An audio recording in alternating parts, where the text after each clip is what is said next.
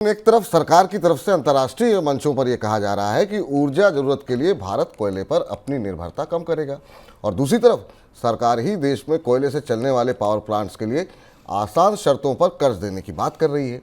Report के मुताबिक देश में बिजली की बढ़ती मांग को देखते हुए सरकार कोयला पावर प्लांट्स को कर्ज के नियमों में ढील दे सकती है।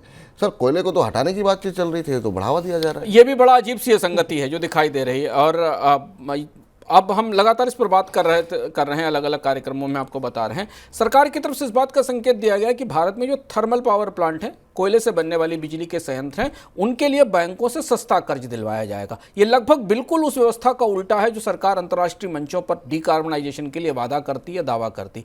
पूरी दुनिया में कोयले के संयंत्र बंद हो रहे हैं, कोयले पर बैंकों ने फंड करना बंद कर दिया है। एक दौर तो ऐसा आ गया था कोविड से पहले तक कि कोयला माइंस को कंपनियों ने फंड करना बंद कर दिया था क्योंकि उनके का भविष्य में मांग नहीं होने वाली थी।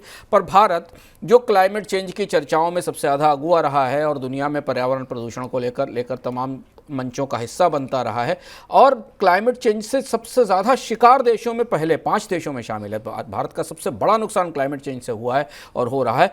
वो जब वास्तव में कार्बन कम करने की बात आती है तो उससे पीछे हट रहा है। 2 बड़े घटनाक्रम हमारे सामने हुए। सरकार का नया इलेक्ट्रिसिटी प्लान आया कुछ महीने पहले, उसमें भी कहा गया कि भारत सरकार अपने थर्मल पावर की क्षमता बढ़ाएगी, यानी कोयले से बिजली पैदा करेगी। ज़्यादातर भारत की 69-70% बिजली अभी भी कोयले से आती।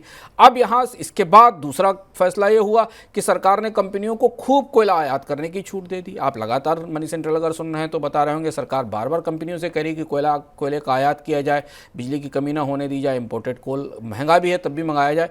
और अब तीसरी बात ये कि सरकार बिजली घरों को स्थापित करने के लिए सस्ते कर्ज की व्यवस्था भी दे रही। अब असंगति समझिए आप कि एक तरफ हम सरकार की तरफ से हमें देखते हैं कि इलेक्ट्रिक वाहनों पर सब्सिडी दी जाती है। इलेक्ट्रिक वाहन बनाने वाली कंपनियां जो भारत में आ रही हैं, टेस्ला जैसी कंपनियां, उन्हें विशेष रूप से रियायतें दी जाती हैं। और इसके अलावा हमने इससे पहले 2 व्हीलर्स पर सब्सिडी भी देखी। और दूसरी तरफ सरकार कोयला संयंत्रों में ज़्यादा निवेश करके कोयले से बिजली बनाएगी और कार्बन जो कोयला प्रमुख रूप से कार्बन प्रदूषण का कारण है वो बढ़ेगा।